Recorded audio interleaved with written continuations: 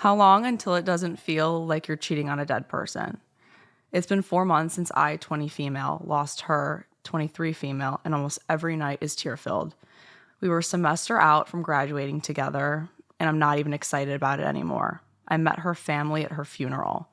I'm so tired of well-meaning people saying you have to move on, you can't avoid relationships forever, and especially she'd want you to be happy. Because she did not say that to anyone. She's dead. How about we don't speak for dead people? I want partnership, but only hers. I'm fine with no one else ever liking me. I have an absurd amount of guilt at even entertaining Tinder or whatever else it is. I'd rather not put myself out there to have another person die on me. But even more is that we never broke up to begin with, so I shouldn't be on it anyway. And then there is an edit after. My shifts are at night, and I struggle greatly with the downtime of grief on a nightly basis as she passed while I was actually on shift. It's getting harder to answer everyone individually, to thank them as I get more tired and closer to getting off work, but I appreciate the helpfulness and all the comments. I can't even imagine because, like she said, like their relationship never ended. Right. There was no, we broke up, we're not working out. Like it was just like, same with the last story. Like that person was just ripped from you. Yeah, taken from her. And so I don't even know. There's not a timeline. People telling her you need to move on. Go fuck yourselves. There's not a timeline. I can't even imagine. Yeah, people's opinions in that situation, it just doesn't matter. Like what people think, you can't like it's easy to say because you want that person. I'm sure the friends and peers, everyone like wants her to be happy and find someone and have an amazing love story and think, oh my God, she's like so happy looking down on her, finding someone. But it's really when you're actually in that position, it is far from easy.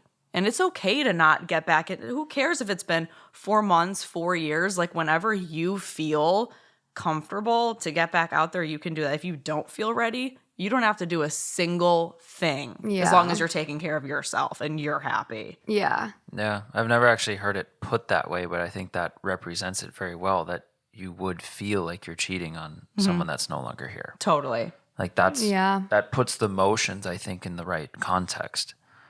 But yeah, it sort of reminds me of the guy who continued to wear his wedding ring after he lost his wife. And if people had a problem with that, and it's just like, there's a time, like you said, I think, there's a time to grieve, and then there's a time to consider being ready for other things.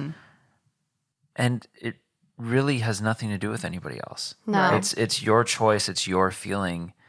And if it never happens, it never happens. But it's no one else's decision to tell you like you're ready to move on. You should do this, you should do that. 'Cause that's not going to solve anything. No. You're going to go into something not truthfully and not even for yourself, or not ready, emotionally unstable as well. Like you're just I can just picture myself just getting frustrated at that. You don't want to force anything, especially after a loss like that.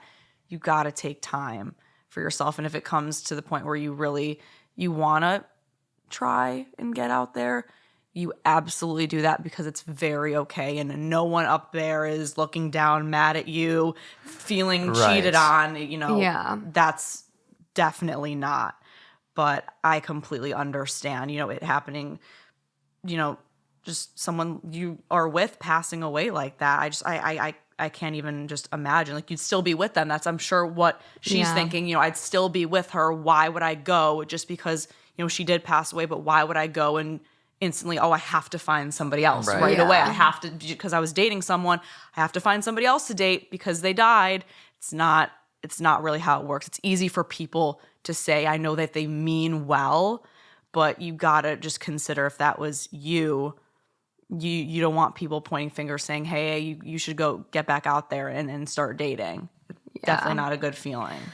No, this is another one of those things we need to add to the list, because I'm sitting here, and this was she lost her partner 4 months ago, right? It was 4 months? 4 months. 4 months is nothing. 4 months, it feels like 4 days for some people. Yeah. 4 months is absolutely nothing. So the fact that people are already coming at her being like, you need to move on, you need to move on. Like, what do you mean? It's been 4 months. Not 4 years, not 40 years. Like, Right. 4 months. Well, no, I don't think there is ever a good time to bring that up to someone in this position.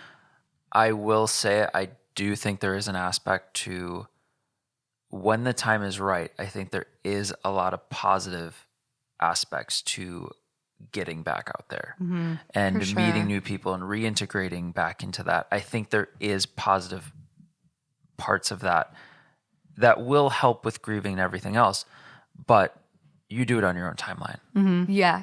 Keyword, your timeline. Yeah, let's add this to the list. Don't ask people when they're getting pregnant or when are you having kids.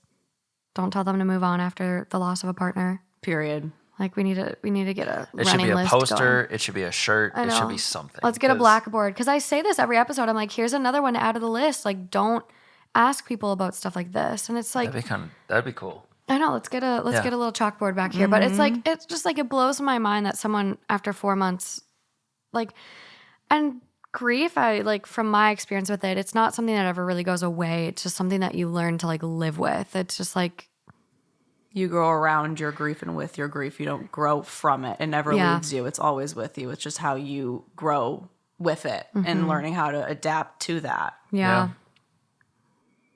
Well, I wish her the best and I hope she doesn't feel pressured and just focuses on her healing. Yeah, you gotta. Yeah, I don't. And to that point, I don't know if it keeps happening. You gotta just tell people to back off. I think Absolutely. because.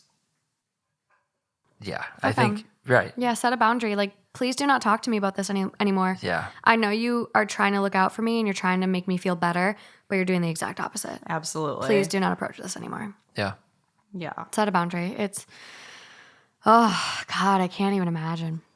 It's hard for people. They mean so well. They want her to be happy and in love and with someone that treats her right, but just you just gotta give it time and respect that. Just it's hard for people that have never been in the position before. I've never been in the position where, you know, this has happened to me, but I just know that you gotta give them time. And I hope that one day, if she feels like she wants to get back out there, I hope that she finds the most wonderful person. Yeah. Ever. Yeah, well, and Exactly. she can still respect the fact that these people, they're not doing this in a negative Oh, way. absolutely not. They don't get it, and they're just trying to support. So she can respect that, and then still just nicely ask, "Hey, I'm not there yet. Can you just not Bug out. go down this road right now?" Absolutely. Yeah, definitely.